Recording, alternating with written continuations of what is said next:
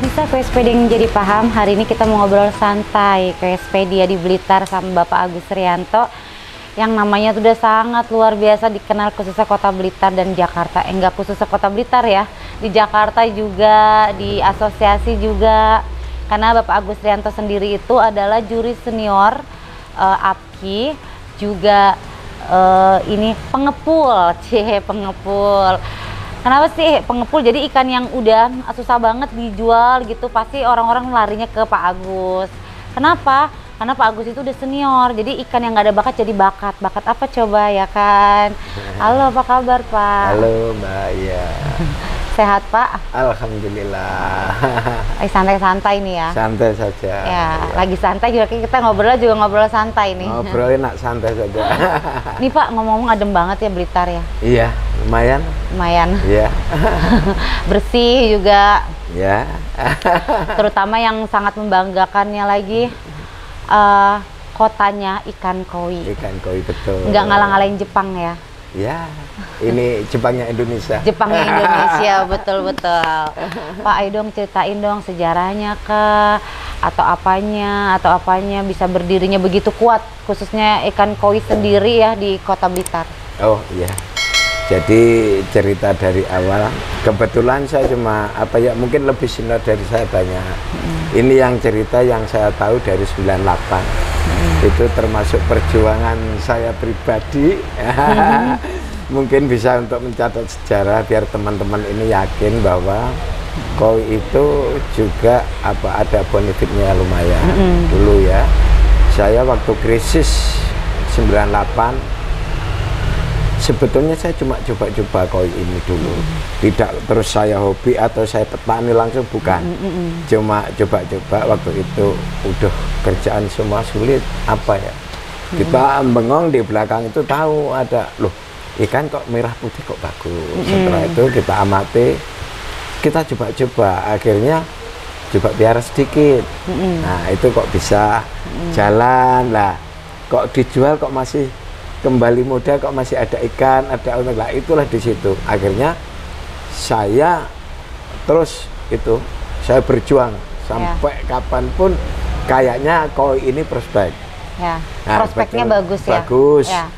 Lantas habis itu sampai 98 sampai 2001 ada ujian. Waktu itu datanglah virus.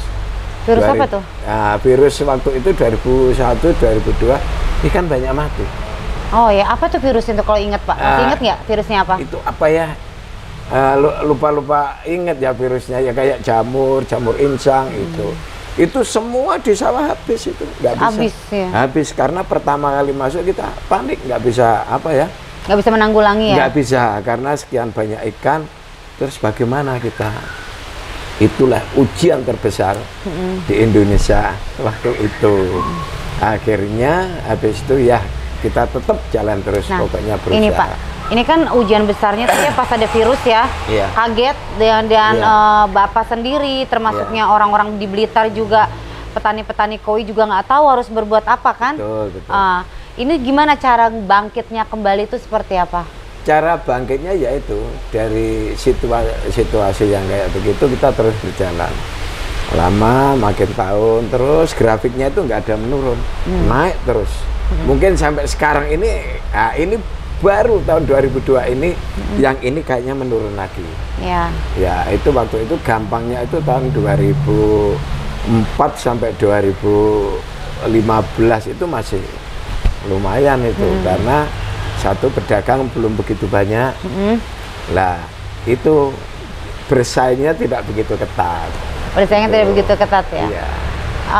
Berarti karena begitu sekarang bersaing, pedagang juga begitu banyak, berarti itu kan mereka ngelihat, wow gila, income kemampuannya bisnis di koi ini besar ya. Betul. Terus juga jadi kan mau tidak mau kan orang berbondong-bondong ya Pak, untuk kayak miara ikan koi segala macam untuk dijual dan segala macam. Nah kalau untuk dari Pak Agusnya sendiri tuh caranya gimana nih biar nggak kalah bersaing gitu, tetap stay di tempat, stay cool gitu? Oh iya. Jadi itu ya tetap kita satu ya namanya kita mempertahankan kualitas. Ya betul. Contoh kalau namanya orang dagang, jadi orang kesini datang tidak harus beli. Karena apa? Karena satu orang masih belajar, tidak boleh harus dipaksakan beli. Ya ini lihat ini grade-nya yang A, B, C, D dan seterusnya. Jadi kita kasih tahu dulu kalau kamu mau yang bagaimana. Intinya kejujuran. Itu harus dipegang pertama kali ya. Ya betul, kejujuran itu pasti ya Pak.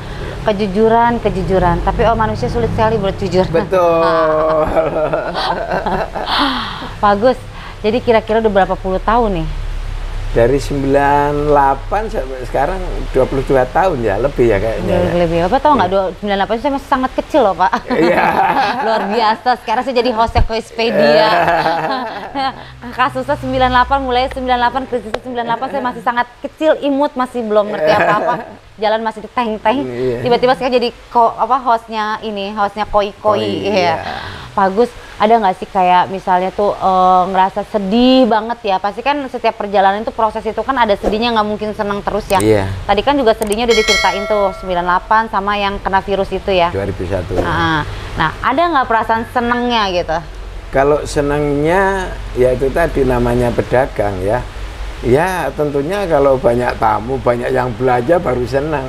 Padahal selain itu kita juga banyak tantangan karena semua itu ada siklusnya. Ada siklusnya, betul. Contoh ketika anak-anak naik sekolah, ya itu siklus. Jadi ada siklusnya. Ketika waktunya anak-anak daftar sekolah itu agak berkurang. Karena apa? Mungkin karena ini kan hobi. Jadi daripada hobi dulu ya kebutuhan keluarga dulu. Ya, betul. Termasuk anak-anak nomor satu. Ya betul. Itu. Pasti ya berarti masuk Pak Agus sih orang yang family man. Keluarga pasti nomor satu ya Pak ya. Oh iya, betul. Tapi perlu ini nggak, maksudnya perlu misalnya ada kejujuran, nggak mau nggak Pak Agus jujur? Kalau income-nya dari Koi itu banyak banget. Iya. Menghasilkannya. Iya. Hasilnya ya? Iya. Termasuk apa misalnya contohnya? Contohnya ini semua. Ini semua Mbak dari lihat semua. Semua dari Koi? Semua hasil dari Koi. Tidak ada yang lain. Pure? Pure. Wow. Luar biasa. Aku seneng banget nih hari ini. Karena narasumbernya mau belak-belakan. Biasanya kan ada beberapa narasumber yang enggak ini kali ini Pak Agus belak-belakan. Ini pure semua. Pure semua dari luar Koi. Biasa Pak. Jadi hidup saya menggantungkan dari Koi. Termasuk keluarga, anak-anak sampai sekolah sudah lulus semua, udah inilah bisa kerja di rumah sendiri lagi enak. Wow, pantes orang berbondong-bondong ya kameramen ya. Berbondong-bondong mau melihara ikan Koi, jual segala macam karena penghasilannya luar biasa ya. Jadi tertarik deh aku. Iya, harus diakui itu. Harus diakuin ya. Oke, luar biasa Pak Agus. Pak, ini kan katanya Pak Agus juga kan katanya pengepul ya. Iya. Nah, kenapa kalau di tempat lain nggak mau nerima ikan yang kurang oke, nggak bilang jelek ya, tapi kurang oke. Tapi kalau Pak Agus berani gambling menerima ikan yang kurang oke? Ya, karena satu, kita kan pedagang. Tentunya orang datang tidak selalu mencari ikan yang bagus. Contoh, ada ikan yang murah-murah, harga 10.000, 15.000, itu tidak boleh disepelekan.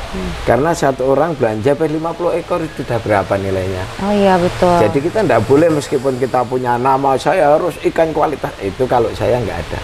Dari kelas 0 sampai atas kita harus siapin. Tujuannya kan kita bekerja itu. Iya betul. Sejarahnya Blitar luar biasa banget, bisa ada masuk ikan Koi itu kalau yang saya nggak salah denger ya, itu tahun 80-an, tahun 82 ya kalau nggak salah. Betul, 82 kayaknya. Iya 82 masuk Blitar. Itu langsung yang saya selalu berpikir gimana ya, begitu dia masuk dia mengetahui ada ikan Koi, terus langsung serentak hampir seluruhnya Blitar langsung jadi petani Koi, itu luar biasa. Tanpa pasti kan kalau zaman dahulu kan teknologi belum maju seperti zaman sekarang. Betul. Kalau sekarang kan bisa ngeliat orang dari YouTube tutorialnya. Kalau zaman dulu tuh gimana itu ya Pak? Promosi. Ya, ini sejarah, makanya ini Blitar ini termasuk sejarah. Makanya teman-teman yang belum tahu sejarah Blitar jangan dilupakan. Jadi orang jangan tahu-tahu sekarang wow booming gitu ya. Itu sangat salah. Terutama harus mengingat sejarah Blitar. Ketika saya sama teman-teman promosinya dari Blitar, Jakarta, Bandung bawa mobil Mbak. Ada lomba kita masih belasan selalu ikut terus. Itu akhirnya dengan adanya itu bentuklah kita suatu klub namanya Blitar Koi Club itu.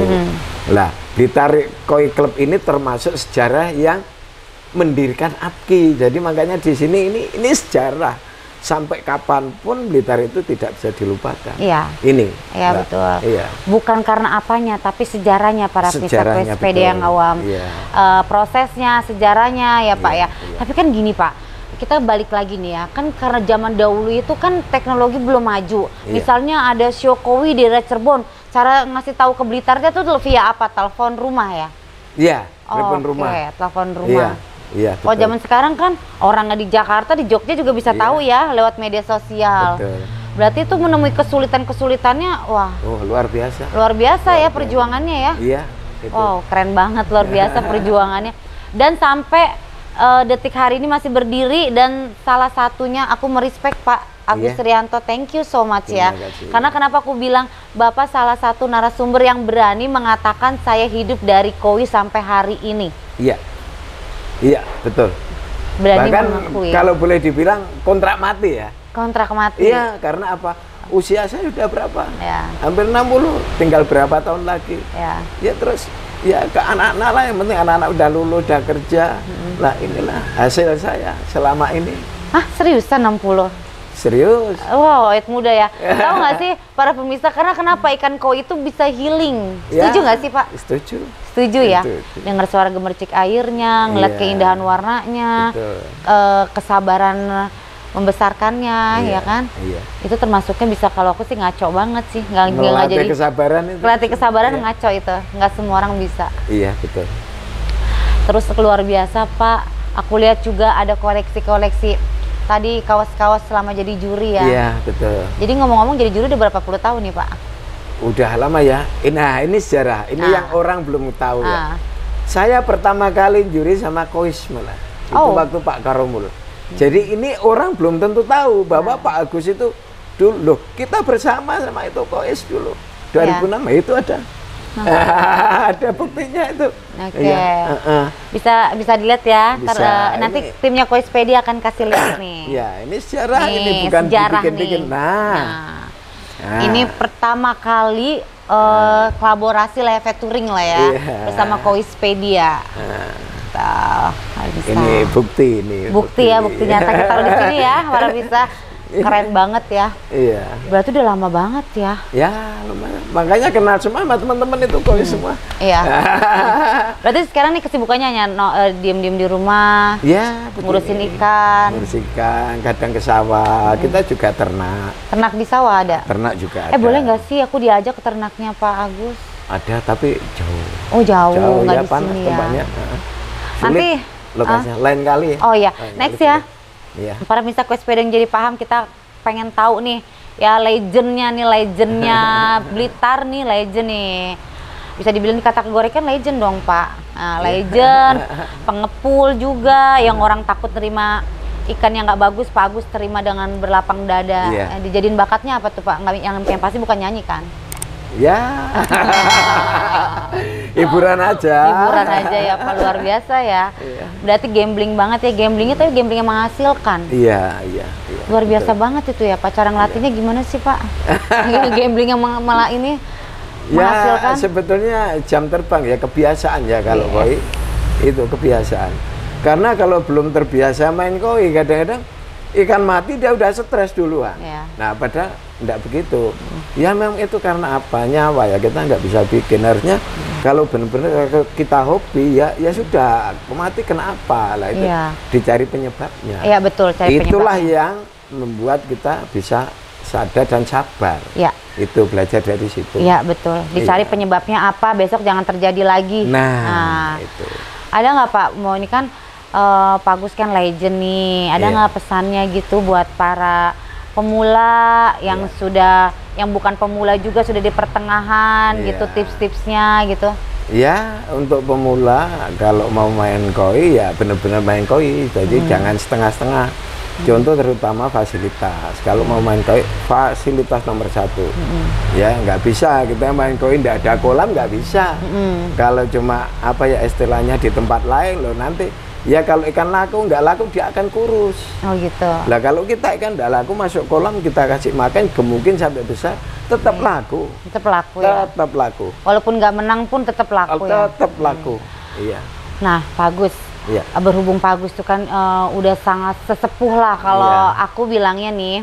Iya. Di Koispedia veteran lah ya, veteran di Koi ya. Pak, Betul. bener nggak sih Pak ini ya? Ada yang namanya tuh ikan sewaan.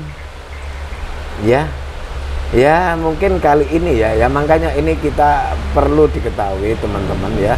Kalau kita mau kok ini jalan terus sampai kapanpun, kalau bisa ya itu hak orang lain, itu bebas ya. Tapi ini cuma saran saja pribadi saya. Karena apa? Kalau dulu itu kalau mau kontes itu rame-rame keliling di Blitar, cari ikan buat kontes ya. Sekarang nggak ada. Oh, nggak sekarang ada. Ya cuma apa ya kata. Beli poin lah katakan mau juara umum, kita sekarang nggak butuh piara ikan tapi cuma nama bisa dibeli kok. Contoh itu tadi, nah poin ya dibeli, nah, terus dia cuma nama aja, habis itu ya sudah. Nah inilah makanya ini cuma teman-teman aja saya sarankan kalau koi ini mau tetap awet ya, tolong itu agak dikurangi. Ini bukan melarang, cuma ini masukan saja karena dari tahun segitu sampai sekarang kan saya selalu apa ya istilahnya upgrade perkembangan koi. Memang zaman sekarang beda. Kalau kita sudah ketinggalan karena usia sudah jauh. Lah ini khusus anak-anak muda dan itu satu. Kedua masalah cutting ikan boleh dimanapun itu boleh, tapi jangan terlalu. Kasihan, disakiti itu ya. Kalau cuma benahi sedikit itu wajar dimanapun ada. Jangan sampai membuat pola-pola yang sampai wah terlalu parah, jangan. Kasihan kan. Iya. Itu kalau jadi manusia dia udah nangis-nangis itu. Kena silet, kena apa, waduh janganlah, jangan Iya.